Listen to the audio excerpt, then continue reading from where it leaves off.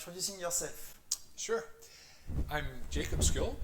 I'm a, let's say, biotechnologist by training. I have a PhD in protein engineering.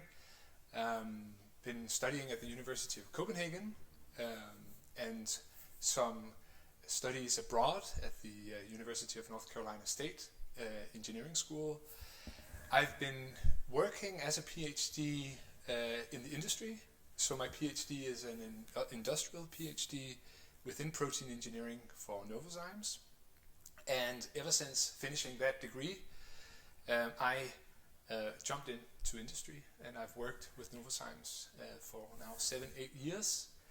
First as a specialist within bioenergy, a segment that uses a lot of very exciting biosolutions, enzymes and microbes. And then about 3-4 years ago, I jumped into a full commercial role where I am now heading the team here in Europe within bioenergy, selling, let's say, our value products for biorefineries across Europe, and sitting here in Lyngby at our innovation campus at Novozymes with a team of about 6 to 8 people. And I've been 2 years ago, I ventured into my MBA, where I went to DTU for an MBA, executive MBA, and finished that last June.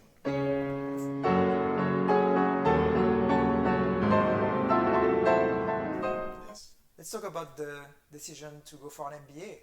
How long did it take you to decide? Well, after talking to you, it took me 10 minutes. So, and that's the truth. And then there was your partner. Yeah, she was in the waiting kitchen. outside. My wife was in the kitchen. Which I learned afterwards. No, I went into the bedroom. That was the only place I could find silence. And I had a Teams call with you scheduled for 30 minutes, which turned into 90 minutes, Stefan. And thanks for that. And I went out and I said, okay, yeah, I know what I'm going to do after summer now, honey. And I looked her, am I allowed to do that? I looked her in the eyes and she said, you have to do that. And then I did it. So it I was had also full a support. family decision. Oh yeah. Yeah. Dita was pregnant with our second son, and he was due on the late July, which turned into 5th of August. So she was actually highly pregnant when we went in for that interview with you and Matt. So she was waiting in the parking lot to be driven to the hospital should the water break. So a lot of support. I had the best of support to do that in that time of my life. And I did it. To your question of why, I thought it was this natural element to add on to my career, to have a nice solid toolbox, but also a great network of people within various businesses at that level for becoming what I would like to become. So, yeah.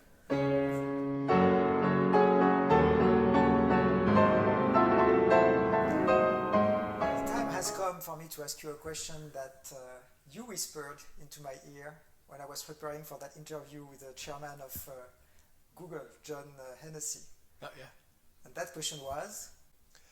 Yeah, what elements throughout your career have made you a better leader, or the leader that you are today?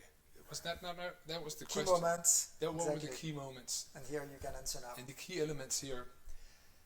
And I'm not going to try to paraphrase John Hennessy. That would be mean, and also out of place. I think that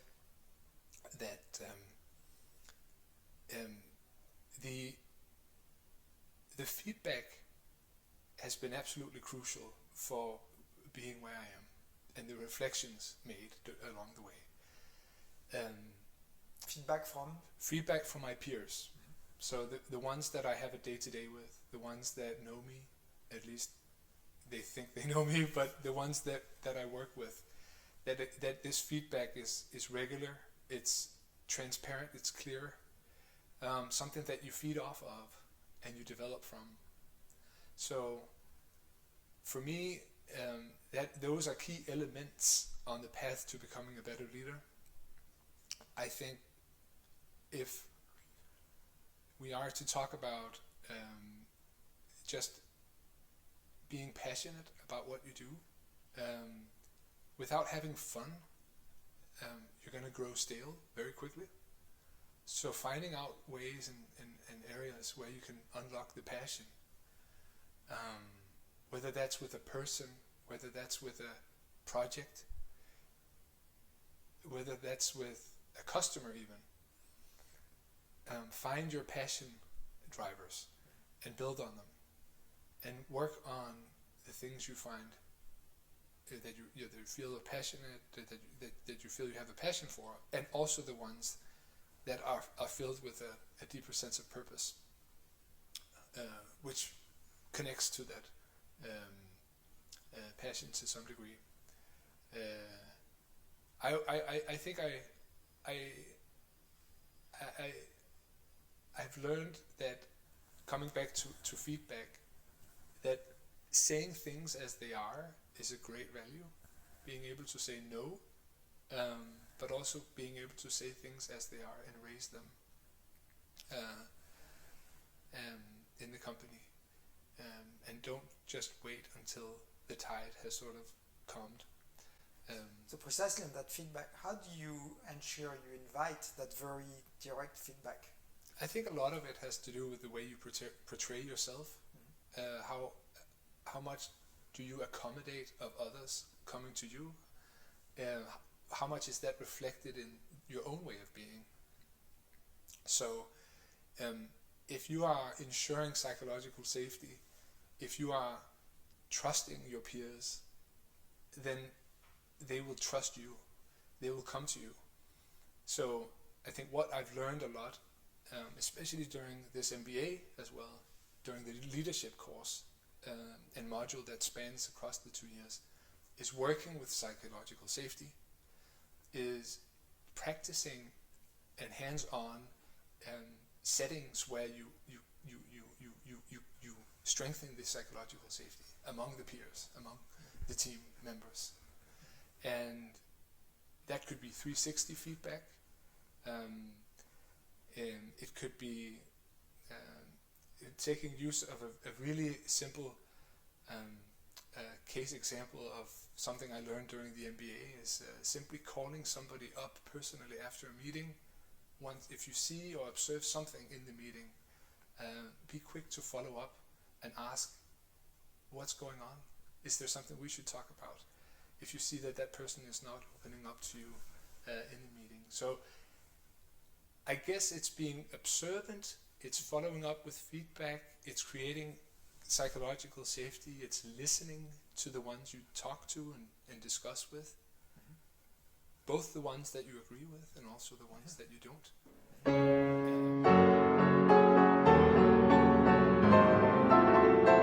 Just to talk about biotech, where you are today, what challenges are most interesting to you moving forward? Maybe 5 years down the road? I mean, it's a great question. So what are the mega trends? A lot of them have to do with areas where biology can help.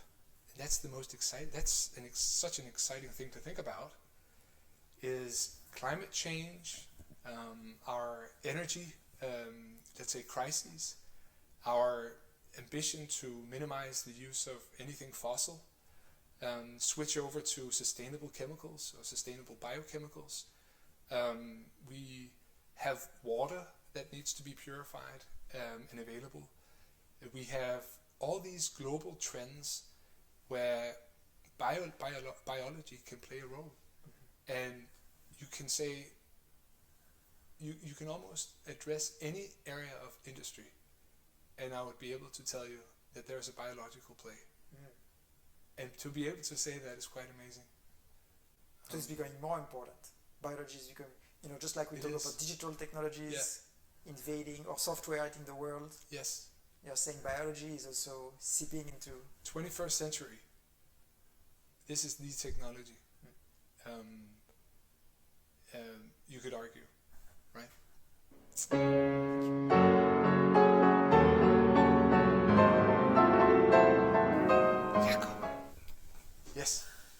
a story. You're so ambitious, you're so energized, passionate, and you use some very beautiful words about driven by the opportunity to impact with a purpose. What to do for the world. Maybe you don't even remember you said those words, but they came out of your mouth. It's really passion. Yeah. So then I became devil's advocate. That's not nice, but I became curious. When are you bored? Systems can bore me. What do you mean by systems? Rigid systems. Now, I think something that when you just asked the question, the first thing that came to mind is demand planning. I mean, in the world where I work, we do demand planning, and we have to ensure that, let's say, our commercial quotes are in place and all systems are, let's say, up to speed with, let's say, the forecast, what we expect to sell, right?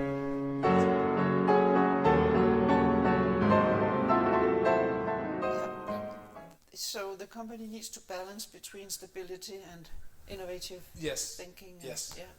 How do you deal with that from a leader perspective when you think about the people who refer to you? Yeah, it's a great question. So the way we work in my team now is this teal way of working where it's self-driven, and we are trying to have decisions made closer to the front line in the field rather than top down. And when you work as that type of dot or bubble, a team inside of a bigger organization, it becomes complex, and it becomes a struggle, a challenge, I should say, to align and create a good resonance between the dot, the team that's trying to do things self-driven, and then the world where things are more hierarchy-based, right? And where processes are, let's say, established, and there are certain set ways of doing things, blah, blah, blah. That becomes a, let's say, coordination challenge and a communication challenge to ensure that we're all well aligned and allowed to do what we're trying to do in this, let's say, sphere that we are inside of a larger organization. Coordination and communication challenge. Yeah. Personally, what is the easiest part for you, being the leader you are, and what is the most difficult part along that line? If we start with the positives, the great thing about working like this is that you get people excited about going to work because they know the decision and the accountability lies with them. It's something that they have to get used to, right? It's a responsibility, maybe some would call it a burden, but it's something that you are now more accountable for, good or bad, for taking the decision. It's not somebody further up that's doing that for you, and I really like that. I like that way of working. And daring to let go of daring control. To let go of control, exactly. Yes. That control element, the command and control element, walking away from that and working on, I think it's called collective intelligence, right? And team-based decisions, right? Rather than thinking that, let's say, one person decision is better than a decision made further out, closer to the front line and within the team. So that goes to what I'm challenged with, right? I think the challenge is, and what I find difficult, is the finding that balance where you don't feel that somebody just trumped, you could say, the team's direction or decision, and all of a sudden these initiatives from the top come down, spilling down to you and your desk and agenda, and you have to do them. That balance has been and is difficult.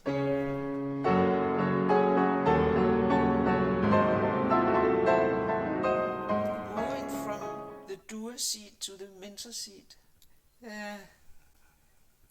That's you. When you see the need for a change in mentality, Yeah. you cope, you can, and you can even support others in doing the same transition. Is that rightly understood? Yeah. I think I've always been a very good learner. Yeah, exactly. And also a disseminator, or whatever it's called in English, disseminating your knowledge. So being able to articulate your learnings. Speaking up. Speaking up and presenting and making sure that let's say learnings, they stick. And so creating followership around the learning. I think it has that type of side effect. So at least some of the feedback I've received has been, why don't you become a professor, Jakob? Somebody who just stands in front of a crowd and teaches. I guess it has to do with not only being able to understand and pass along the message, the technical message, or whatever message it is, but also doing it in a way where people feel engaged and motivated by whatever is being thrown at them. So that's what has been really key for me to become more of a mentor, or more of a less of a specialist and more of a mentor.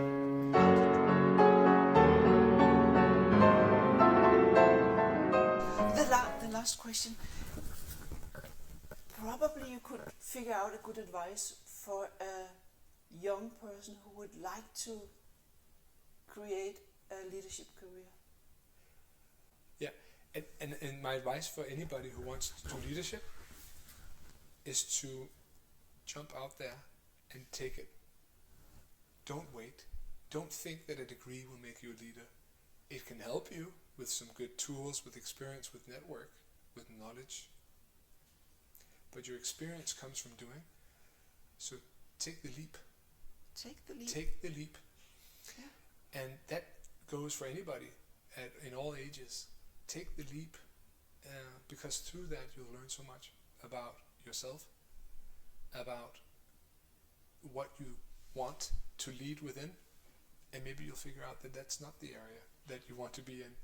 So I think doing it, talking into now entrepreneurship, right, and startups. Mm-hmm. I really have a warm hotspot for that, or let's say a heart for startups. You can get so much from doing it.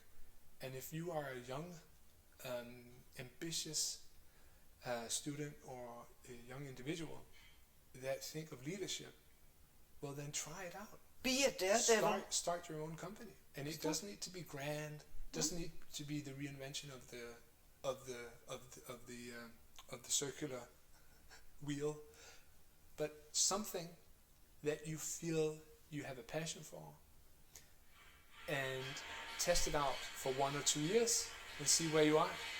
And I'll guarantee you that by the end of those 2 years, you'll be a much more grown leader than you ever thought you would have been.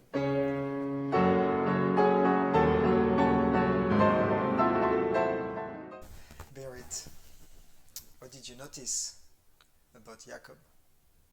I saw a person with very value-driven person, true to his own basic values about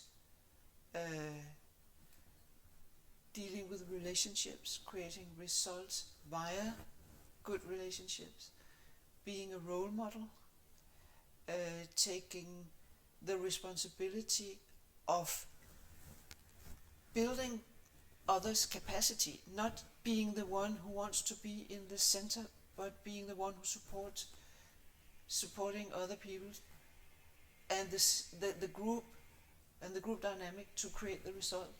I thought that was a very strong impression of his leadership approach when I listened to him. And I also guess that if he was not in a system where that was possible, if he was asked to be very top down and very tough in his demanding of what should be done next, he wouldn't be thriving. He wouldn't use his full talent and potential as a leader with a big L.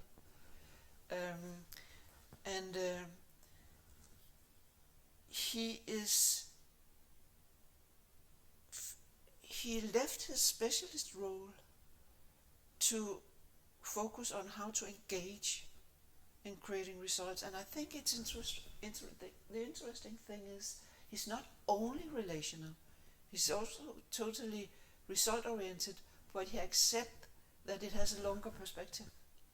He likes to create here now. He wants to see things to happen, but he also knows it doesn't happen in this moment. And probably I get the sense that maybe that's also why relationships are very important, because that's part of what motivates him. I wonder when he doesn't feel psychologically safe. That's the thing. That's when he's pressed on his values. Don't you think, Stefan? He has to have a sense of being supported in prioritizing good relationships, prioritizing trusting in the that what he's doing is meaningful and relevant and worth working hard for.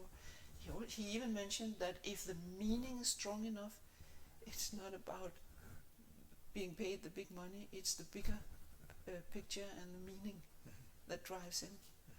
And I guess he can bring that forward to people around him because he's very articulate but also trustworthy. One that struck me was the growth mindset, because there's a psychological safety and there's a growth mindset. And for me, he talked about being a learner, the importance of feedback, having those reflective sessions, believing people can stretch, that everybody is a leader, and combining that also with diversity. And to me, all of that speaks to a growth mindset, to really believe people can flourish, himself, of course, as well. And that, of course, goes hand in hand with what you are saying about being so relational. Definitely. The pitfall, when we look at him, he's elegant, polite, he has the words in his power, articulate, clear-minded, value-driven. Maybe a pitfall could be that people and he himself forget that he cannot do it all by himself. Does he sometimes forget to be aware of his own needs and his own limits, because it might be a bit difficult to discover when he needs support. So does he remember to reach out when it's time, when it's due time?